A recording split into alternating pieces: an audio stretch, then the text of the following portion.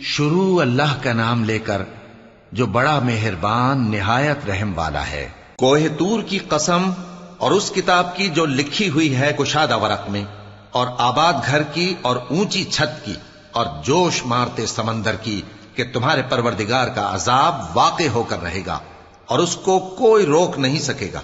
جس دن آسمان لرزنے لگے کپ کپا کر اور پہاڑ سچ مچ اڑنے لگیں تو اس دن جھٹلانے والوں کے لیے خرابی ہوگی، جو بیکار باتوں میں پڑے کھیل رہے ہیں۔ جس دن ان کو آتش جہنم کی طرف دھکیل دھکیل کر لے جائیں گے اور کہا جائے گا یہی وہ جہنم ہے جس کو تم جھوٹ سمجھتے تھے۔ تو کیا یہ جادو ہے یا تم کو نظر ہی نہیں آتا؟ اس میں داخل ہو جاؤ اور صبر کرو یا نہ کرو تمہارے لیے یکساں ہے۔ جو کام تم کیا کرتے تھے یہ انہی کا تم کو بدلہ مل رہا ہے۔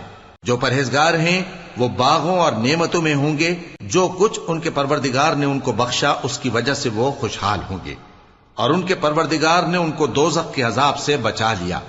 کہا جائے گا کہ اپنے اعمال کے صلے میں مزے سے کھاؤ اور پیو، تختوں پر جو برابر برابر بچھے ہوئے ہیں تکیے لگائے ہوئے ہوں گے، اور بڑی بڑی آنکھوں والی حوروں کو ہم ان کی بیویاں بنا دیں گے۔ اور جو لوگ ایمان لائے اور ان کی اولاد بھی راہ ایمان میں ان کے پیچھے چلی، ہم ان کی اولاد کو بھی ان کے درجے تک پہنچا دیں گے اور ان کے اعمال میں سے کچھ کم نہ کریں گے۔ ہر شخص اپنے اعمال میں پھنسا ہوا ہے، اور جس طرح کے میوے اور گوشت کو ان کا جی چاہے گا ہم ان کو عطا کریں گے۔ وہاں وہ جام شراب کی چھینا جھپٹی کریں گے جس کے پینے سے نہ کوئی لغو بات ہوگی اور نہ کوئی گناہ کا کام۔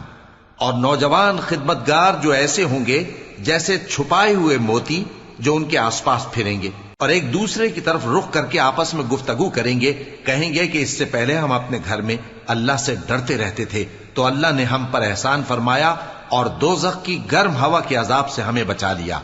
اس سے پہلے ہم اسے پکارا کرتے تھے، بے شک وہ احسان کرنے والا ہے، مہربان ہے۔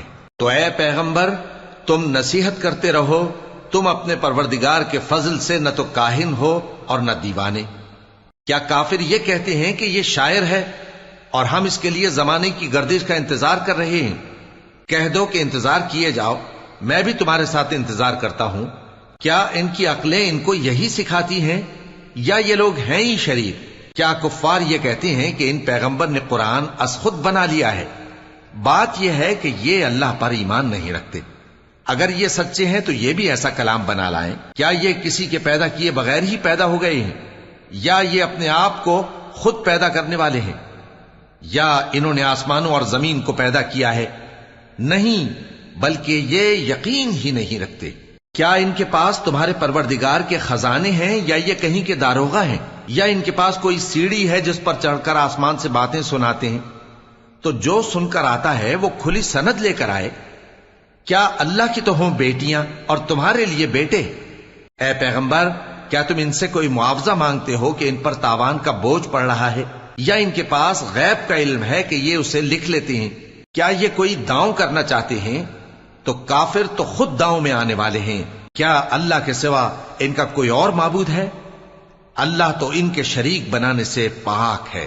اور اگر یہ آسمان کا کوئی ٹکڑا گرتا ہوا دیکھیں تو کہیں کہ یہ ایک تہ بتہ بادل ہے، بس ان کو چھوڑ دو یہاں تک کہ یہ اس روز کا سامنا کر لیں جس میں یہ بے ہوش کر دیے جائیں گے، جس دن ان کا کوئی داؤں کچھ بھی کام نہ آئے گا اور نہ ان کو کہیں سے مدد ہی ملے گی۔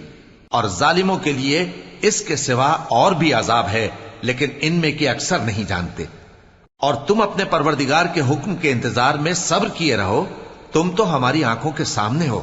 اور جب اٹھا کرو تو اپنے پروردگار کی تعریف کے ساتھ تسبیح کیا کرو، اور رات کے بعض اوقات میں بھی اور ستاروں کے غروب ہونے کے بعد بھی اس کی تسبیح کیا کرو۔